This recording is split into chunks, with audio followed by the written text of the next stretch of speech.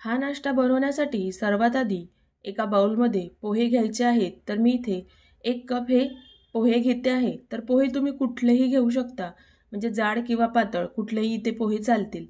तर बघू शकता हे अर्धा कपाचं माप आहे, त्याने मी 2 माप हे पोहे घेतलेले आहेत.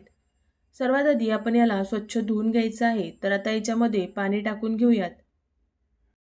तर या पद्धतीने हाताने चोळून चोळून छान असे धुवून घ्यायचे आहे, म्हणजे पोह्यामध्ये भरपूर अशी डस्ट असते. तर इथे बघू शकता पाणी बघा असं पाणी काळसर निघतं. तर आता आपण हे सगळं जे पाणी आहे ते फेकून घेऊयात. तर हे पाणी आपल्याला आता काढून घ्यायचं आहे.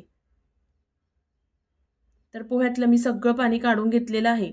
तर आता आपण याच्यामध्ये भिजायसाठी थोडंसं वरून पाणी टाकणार आहे. तर मोजून 3 ते 4 चमचे मी इथे पाणी टाकून घेते आहे. आता आपल्याला 5 ते 6 मिनिटं हे असेच भिजू द्यायचे आहे.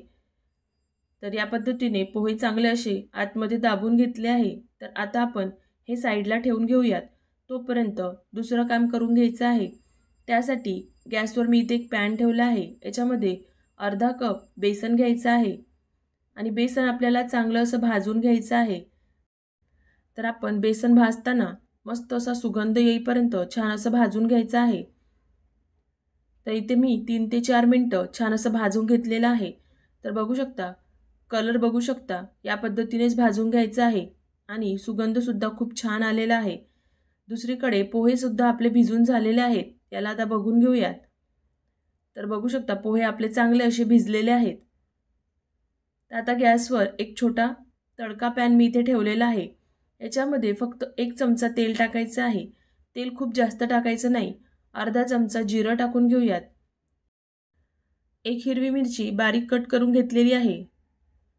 सोबतच थोडंसं कढीपत्ता मी याच्यामध्ये टाकून घेते.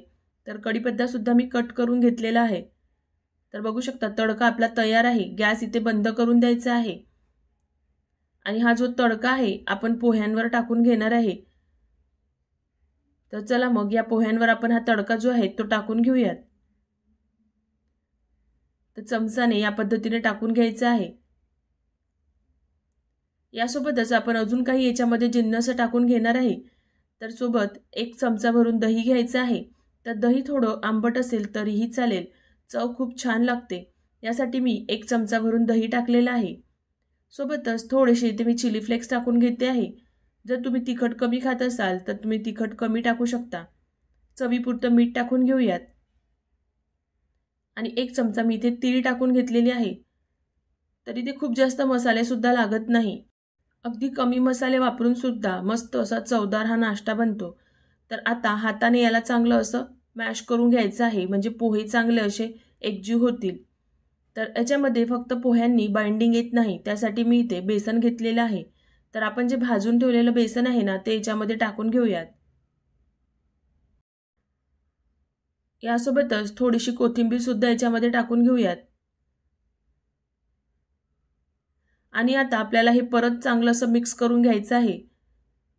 तर याच्यामध्ये पाणी न घालता आपण याला चांगलं असं मळून घेऊयात. तर म्हणजे जसा पिठाचा गोळा तयार करतो तसाच हा गोळा तयार होतो. जर तुम्हाला खूप जास्त ड्राय वाटत असेल तर तुम्ही 1 चमचा दही किंवा थोडंसं पाणीसुद्धा टाकू शकता. तर बघू शकता या पद्धतीने आपला हा गोळा तयार झालेला आहे. आता थोडंसं हाताला तेल लावून घेऊयात आणि यातलं थोडंसं पीठ घ्यायचं आहे आणि तुम्ही कुठल्याही शेपमध्ये हा नाश्ता बनवू शकता. तर आज मी इथे या पद्धतीने थोडेसे लांब साईजचे हा नाश्त्याचा आकार दिलेला आहे. तर बघू शकता. तर या पद्धतीने सगळेच बनवून घेऊयात. तर मी परत एक तुम्हाला बनवून दाखवते आणि भरपूर असा नाश्ता तयार होतो, म्हणजे फक्त 1 कप पोह्यामध्ये भरपूर असा नाश्ता तयार होतो. तर मी इथे काही बनवून घेतलेले आहेत. तर इथे बघू शकता 1 कप पोह्यामध्ये हे किती सारे नाश्त्याचे पीसेस आपले तयार झालेले आहे. तर आता आपण याला फ्राय करून घेऊयात. तर यासाठी मी इथे गरम तेल करून घेतलेलं आहे. सुरुवातीला तेल चांगलं गरम झालं पाहिजे. नंतर आपण याच्यामध्ये हा नाश्ता टाकून घेऊयात.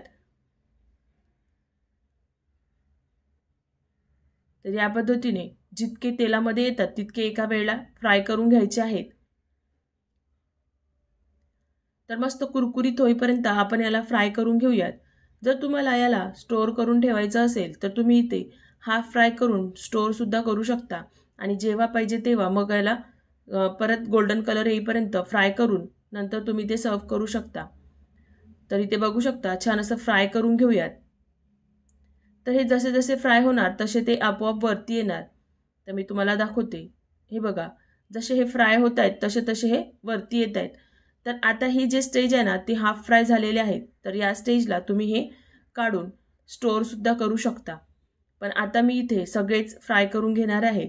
तर आपण ह्याला मस्त असा गोल्डन कलर येईपर्यंत फ्राय करून घेऊयात, म्हणजे नाश्ता मस्त असा कुरकुरीत तयार होईल।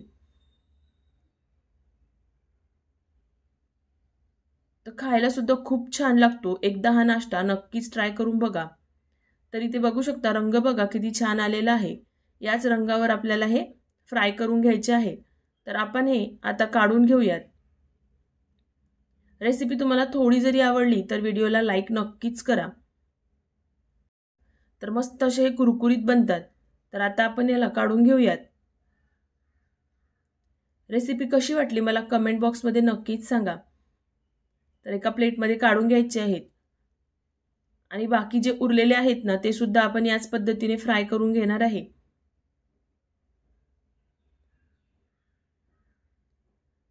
तर मी इथे सगळे जे आहेत ते फ्राय करून घेतलेले आहे आणि एका प्लेटमध्ये काढून घेतलेले आहेत। तर मी तुम्हाला इथे दाखवते। तर हे बघा, रंग बघा किती मस्त आलेला आहे आणि मस्त असे कुरकुरीत होतात आणि खूप ऑइली सुद्धा होत नाही, म्हणजे ऑइल हे ऑब्झर्व करत नाही, मस्त असे ड्राय होतात। तर हे बघू शकता अजिबात तेलकट हे झालेले नाही आहे। तर मी तुम्हाला तोडून सुद्धा दाखवते। हे बघा, मस्त असे कुरकुरीत आपला हा नाश्ता तयार होतो। रेसिपी थोडी जरी आवडली असेल तर व्हिडिओला लाईक नक्कीच करा। तुम्ही कुठल्याही चटणीबरोबर हे खाऊ शकता, अगदी टोमॅटो केचप बरोबर सुद्धा मस्तच लागतात। तर रेसिपी आवडली असेल तर व्हिडिओला लाईक नक्कीच करा। चॅनलवर नवीन असाल तर चॅनलला सबस्क्राईब करा। तर भेटूया अशाच नवनवीन रेसिपींसोबत। Bye bye, take care.